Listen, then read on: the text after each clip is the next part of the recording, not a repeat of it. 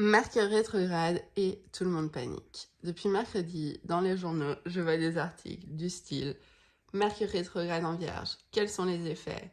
Voici ce que cela va changer, selon les experts. Ou encore Mercure rétrograde fin août et ce phénomène suscite l'inquiétude. Moi, tout ça, ça me fout l'angoisse.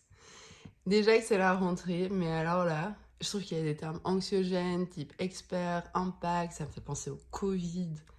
Du coup, je suis là pour dédramatiser tout ça. On va commencer par la rétrogradation.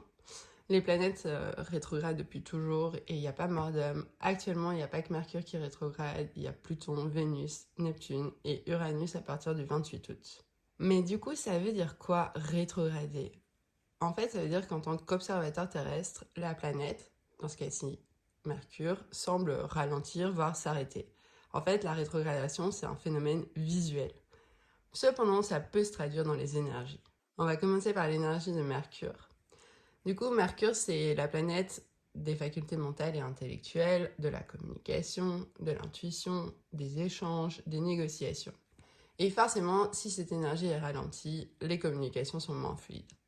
C'est un bon moment pour se poser des questions du style « Quel est mon objectif de communication? C'est quoi que je veux dire? Qu'est-ce que je veux obtenir de cette discussion? Comment est-ce que je pourrais améliorer ma communication? Et surtout, qu'est-ce que je comprends pas? » On va pas se mentir, si la vie te teste, la première chose qu'il faut faire, c'est prendre son mal en patience. Les choses vont finir par avancer. La frustration, ça fait partie de la vie. Et c'est même elle qui rend nos combats plus beaux. Les obstacles nous permettent d'avancer, de revoir les plans pour qu'ils soient vraiment parfaits. En gros, tout se passera pas comme prévu, mais je te jure que tout se passera bien. Mercure rétrograde en Vierge, et donc on a quand même l'énergie de la Vierge. La Vierge, c'est la reine de l'organisation.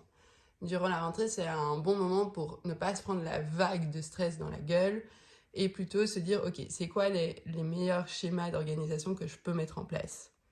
Mais c'est aussi une énergie de vie quotidienne. Du coup, tout ce qui peut te sembler simple, qui normalement se passe de manière fluide, bah ça peut foirer tout simplement. Pour te donner un exemple, mercredi, j'avais vraiment besoin d'un café et j'avais plus de café. Je tourne ma tête et je vois que mon lave-vaisselle est en erreur. J'aurais pu vraiment commencer à pleurer ou m'asseoir à terre et dire ok, c'est bon, la vie a gagné, j'abandonne. Mais j'ai décidé de voir les choses autrement et de me dire ok, ça fait une bonne raison d'aller boire un café dehors et comme tu peux le voir, je fais ma vaisselle à la main. En gros, l'énergie de la Vierge, elle nous invite à lâcher prise. Je suis fascinée par l'énergie que les gens mettent pour lutter contre les changements, les contretemps ou les imprévus. Alors que si on accepte que les choses prennent un autre chemin et que souvent ce chemin il est bien mieux, ça va beaucoup mieux. Je te dis courage parce que c'est la rentrée. Je te rappelle que ça dure que 3 semaines et que dans un jour il n'y a que 24 heures.